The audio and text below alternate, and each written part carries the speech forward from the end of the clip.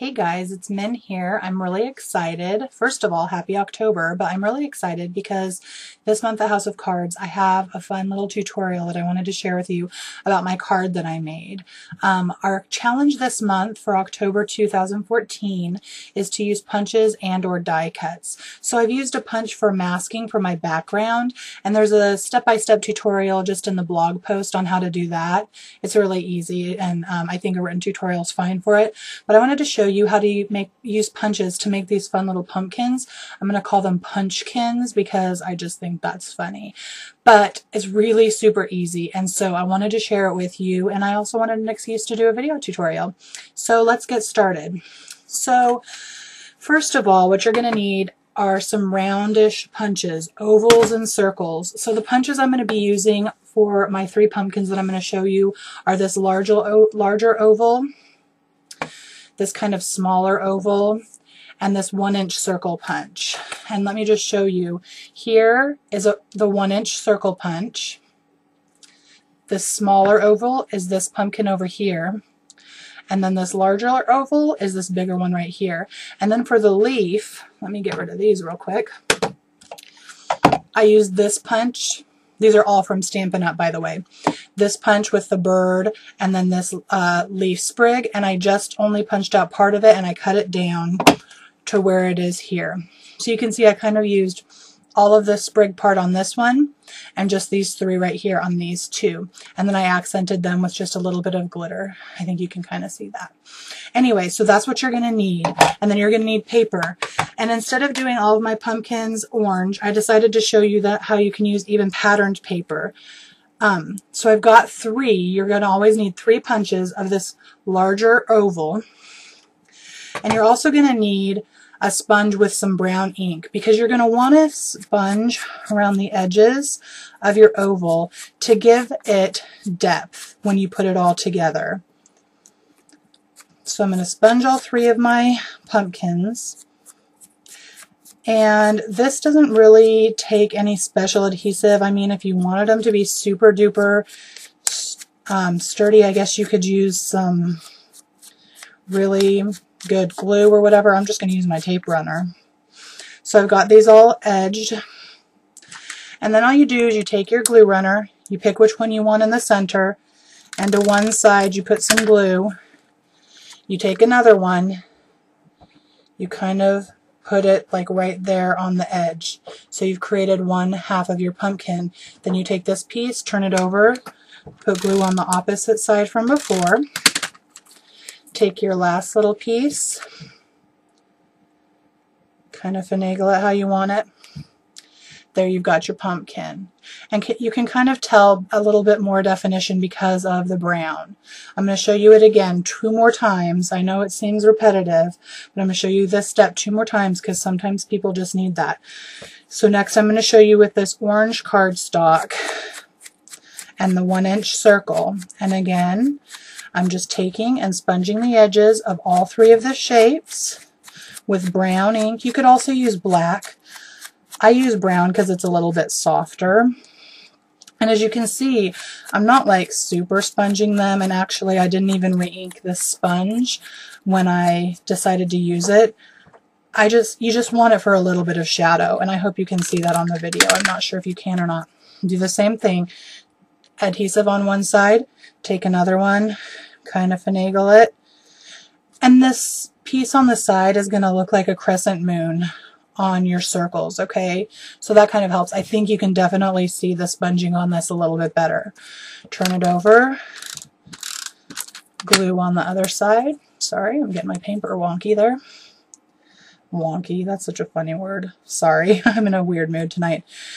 Finagle it, and there you've got that pumpkin, okay? Yes, I'm going to show you what to do about stems too. I just want to get this part down real quick. Okay, then the last one, I chose to do some white cardstock because white pumpkins are kind of a trendy thing right now. People painting their pumpkins white. I've even got a digital stamp set with a white pumpkin in it. It's beautiful. They're so elegant.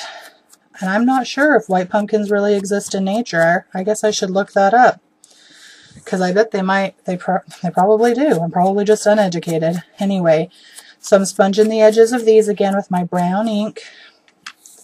Kind of got some stuff there on my paper. And see, you can see them right here on white paper. You can definitely see the dimension from, or the shading from that. Taking one, putting some glue on, putting it onto another one, turning it over, glue again. I hate when I get glue on my thing there. That's okay though. And finagling that. And so there we go. We've got a cute little white pumpkin. Okay. So now what you're going to do is you're going to bring your pumpkins back over. And like, do you see how cute of a little scene you could make with these 3 little pumpkins too? I mean, it's just the possibilities with this is so, they're so endless. So I've got my pumpkins. You can do a couple of different things for the stems.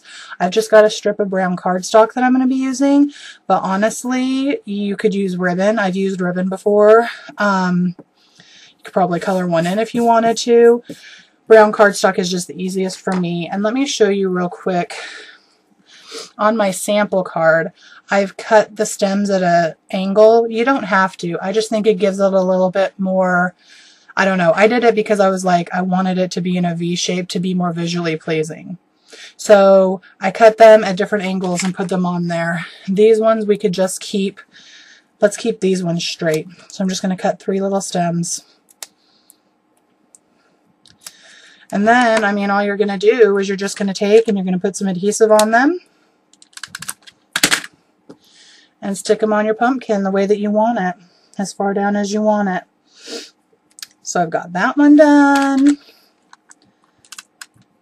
And I think the cool thing about this is it doesn't matter if it's exactly perfect, because honestly, pumpkins are part of nature, and so they're not perfect.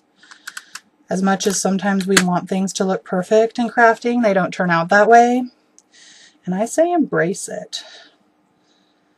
Okay, so I have my 3 little stems on, and I've already punched some leaves out of some darker textured cardstock.